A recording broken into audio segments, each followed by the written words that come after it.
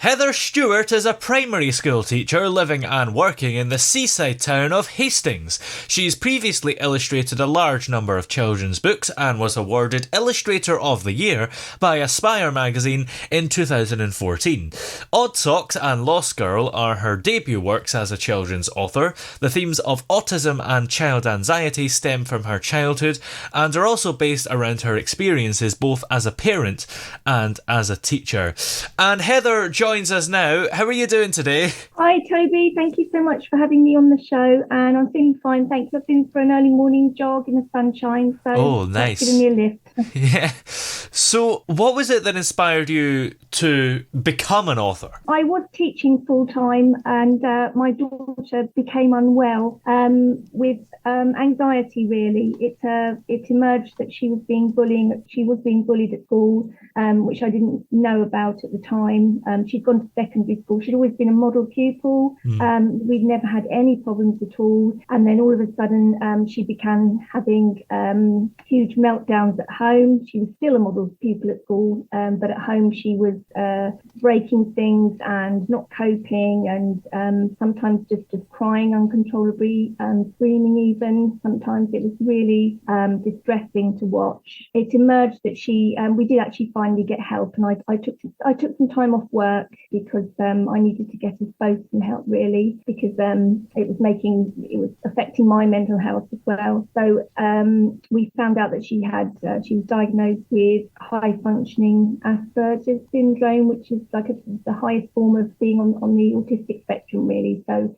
in a way, she was just being a normal, child and coping, but inside she was struggling massively. So when we had the diagnosis, it helped me to get help for her. And as I sort of began to get better, I researched more into it. I took a course in mental health of children and teenagers, and I found out more about high functioning Asperger's, how it could be linked to eating disorders, which I had as a child. I had an eating disorder and never knew why it had happened. So high functioning Asperger's is often genetic.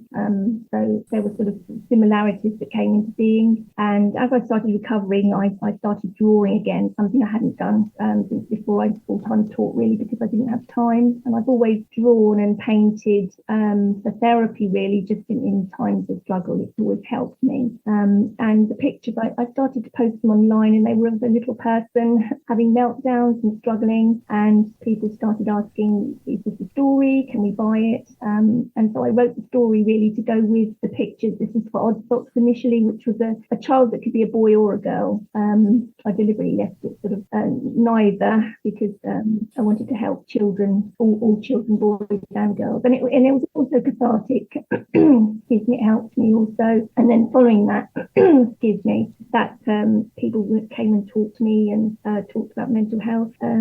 Following that, I then did Lost Girl, and I approached BEAT, which is the UK charity for eating disorders, and they said what I wanted to do, and I wanted to raise awareness, and especially to reach preteen girls, really, or preteen children, to sort of get in before eating disorders get a hold, because the earlier they're caught, the more likely it is that you can cure them. They are curable, and BEAT were very helpful in sort of giving me tips of what I could and couldn't show. Some of the imagery you've got to be very careful with, because it can trigger sufferers. So I had to change some of the pictures. So they were really helpful in helping me to edit Lost Girl, the book, and those are now for sale, and I'm giving a percentage of the whatever is made from the sales will go to BEAT charity for their good work, really. And do you find that the themes of autism and child anxiety are quite an important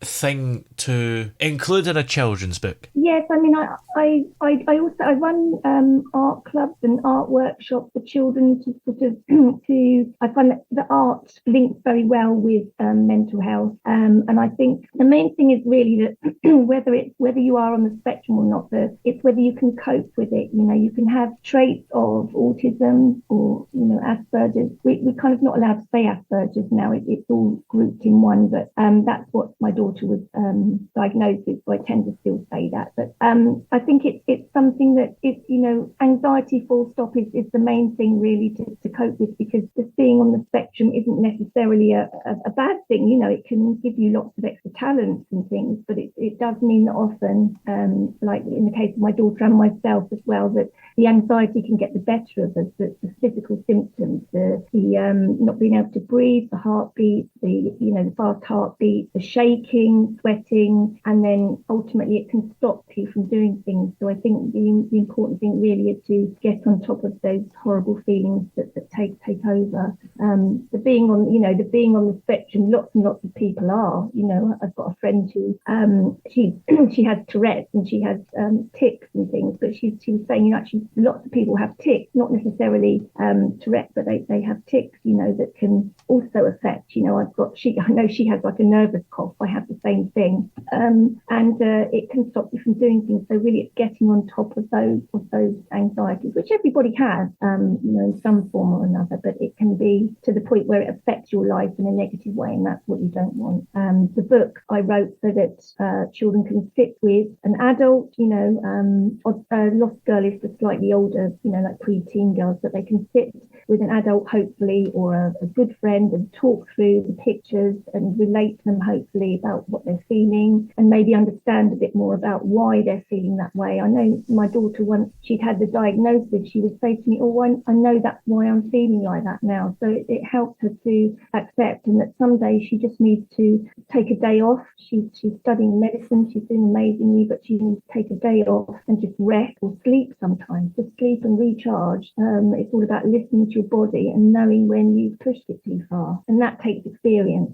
Children can't do that. They don't know when, they need to stop, when they need to eat even sometimes. They might not know that they're anxious because they're hungry, or they're feeling cross because they're hungry. And in my art workshops, I try and talk about feelings and what our body is trying to tell us, really, and listening to our bodies, because they're giving us signals for a reason. Of course, the book has these important themes in it, but would you say the books are entertaining as well?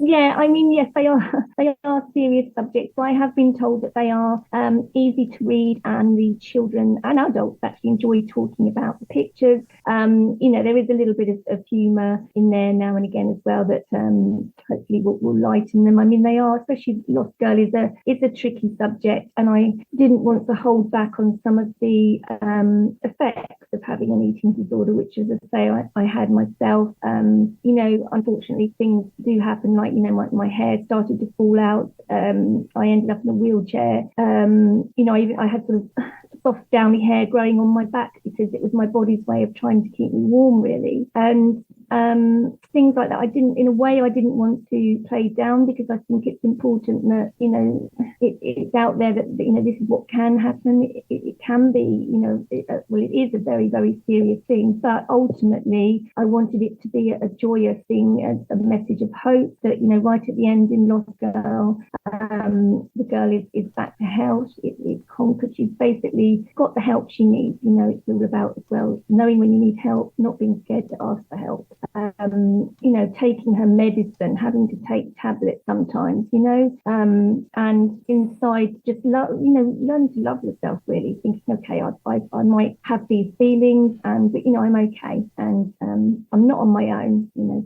I need help, ask for help, and eating disorders are curable, very curable. If help is asked for soon enough, really, that's the key, is early intervention. The idea is that when perhaps it's that parents and carers can perhaps spot the signs early, not leave it hanging. Don't leave it if you're not sure. Go and seek help from your GP. And so they're both an odd stock too. That the child at the end learns that everybody's got their, lots of people wear odd socks. Everybody's got their things, and it's all about being kind to each other and accepting yourself and loving yourself ultimately for who you are. So they are messages of hope, and hopefully joyous ones at the end, although the messages are serious as well. Yeah.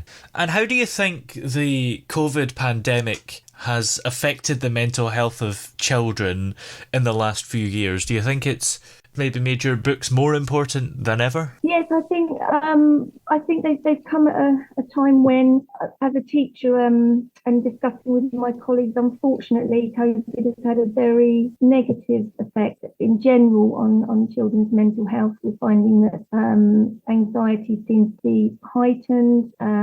Children, even things like, concentration seems to be affected with children. They've got used to staying in and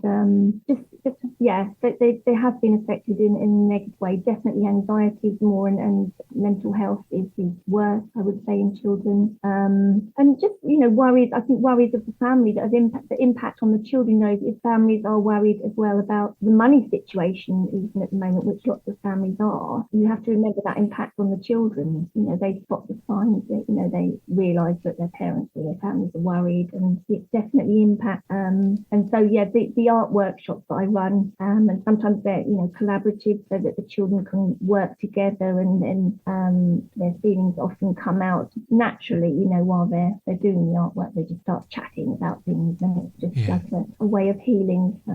Sort of naturally, they don't realise even sometimes that they're doing it or that they're drawing their feelings out. And that's maybe a good way to do it because it's forced and they're not going to say anything they don't want to. No, exactly. They're not. But, sometimes when I do these collaborative workshops, the children do end up, it gets quite heated sometimes, especially with sort of 10 and 11-year-olds. It has got quite heated before, and then we'll go for a run around and then discuss what's happened.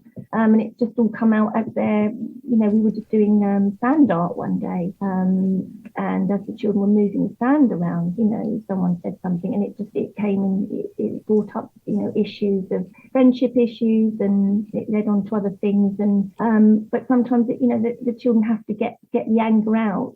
So that it needs to come out in a safe way. I know when I was a child, I bottled all of my feelings. I think back then perhaps it wasn't encouraged as much to talk about your feelings, and certainly my eating disorder wasn't diagnosed soon enough because back then it was a long time ago. They didn't really know what they were dealing with, so they thought it was a throat infection, chest infection, everything else physical they could think of, and then they realised then it wasn't such a physical thing. It needs to come out. And with my daughter, actually looking back, I'm quite glad that she did have these enormous meltdowns and crying, and although it wasn't good to see, but it was better for her that it came out, and it alerted me to the fact that something was wrong. Yeah. And for other people, can it sometimes be hard for parents or maybe even the person themselves to notice that something's wrong? Oh yes, absolutely. Because one of the things as well when I was doing the research is and there's been a lot of this in the media recently, that girls are very good at masking their anxieties, and girls who are on the spectrum are very good at masking that. So they will copy in order to, come across as behaving well and achieving at school. They will copy how they think they should be, and they'll copy emotions and hold everything in. So things don't, and it's very hard for parents to spot. And sometimes, it might be that parents might think, my child's just behaving badly. It's bad behaviour, but there's always a reason behind the behaviour. And the thing about, as I say, about eating disorders is, I would say, please don't leave it. If your child is, or if your child isn't sleeping, if their eating pattern has changed, if anything has changed in the way they are, please seek help from your GP. It's better to be on the safe side, than to just leave it settling, which can then cause problems. And those problems, if they're not dealt with, they can carry on into adult life, and then that it can cause problems in adult life as well. Best to get them sorted, talked about.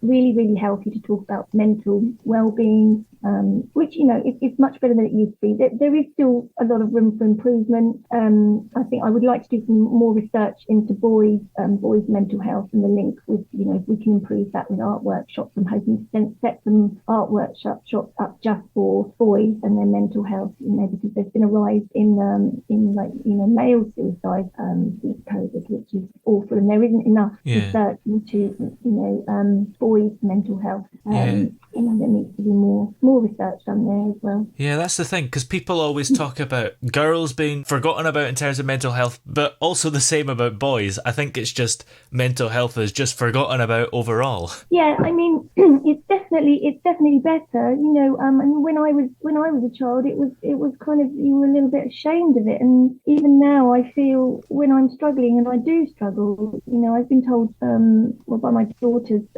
she went to a counsellor who specialised in Asperger's or high functioning autism in girls. She said it's often genetic, and that I'm most likely have also got traits of it. And in a way, that's helped me to understand myself. But I do struggle. I've got very good friends who kind of stop when I'm struggling, but I do feel ashamed still. And then I give the message that you shouldn't be ashamed. And I also, a lady contacted me actually after lockdown, and said that she's in her 70s and she's had an eating disorder for most of her life, and her family don't know anything about it because she's been so ashamed. I just, a lovely, lovely lady. And I just think that's appalling, because, it's appalling that she's had to hide it, because it's part of you. It isn't anything to be ashamed of. You can't help who you are. And often these things are, I believe, genetic, essentially genetic, sometimes chemical imbalances. I'm not saying that, other factors obviously influence it, social factors and life influences that, but, you can't help who you are. And I think it's better than it was, but it's got a long way to go. I think COVID's helped people to be kinder. You often see that message, don't you? Be kind. Yeah. It's definitely helped people to think twice about what they're saying. Is that kind, actually? Because someone feel hurt by that. But it's got a long way to go. And certainly boys' mental health. There isn't enough research into girls' mental health, but certainly not into boys' mental health, because boys also struggle. And there's all still in our culture, boys are not really supposed to cry, which is ridiculous. And that's what is kind of, boys grow up now thinking that, that if you cry, you're a wuss. You're supposed to be the man of the family. You're supposed to be the strong one. It's still there. It's ridiculous, but it's still there. And then, men grow up thinking that and feeling like they're a failure if, they are not coping, which again is ridiculous and very sad that we still, think that way. I'm just looking at your lovely picture of Kermit. And thinking that's how we should be. Yeah. Your picture of Ralph and Kermit hugging each other. Yeah. That's how we need to be, really. That's the perfect image. It is. Are you working on any more books at the moment, or anything else that's coming up? Yes, I mean, I am saying I would like to do sort of a bit more with a story maybe specifically for boys, but meanwhile I'm doing a light-hearted story, because I thought I needed to just take a little bit of time out from serious stuff. And I'm writing and illustrating a story about a very cheeky blue-footed booby, which is a type of bird, I hope you know, who is doesn't like tidying up at school, because nobody likes tidying up at school. Whenever we put the tidy up music on, and the children just dance. They don't tidy up. They dance. They mess about. So we always end up tidying up ourselves, really, the teachers, the grown up, and the helpers. But so it's about a little blue-footed booby who kind of realizes ultimately that actually he's being a bit selfish to his friends. So it's got a little message in there, but it's a lot more fun. Well, in the meantime, where are we able to find your books that you've done so far, Odd Socks and Lost Girl? Both books are available on Amazon, people can also contact me, personally on my website, and my emails. For example, if they wanted a little message in their book or anything. They're both available on Amazon. Excellent. Well, many thanks for talking to us today. It's been great to have you on. Thank you, Toby. It's been lovely speaking to you too.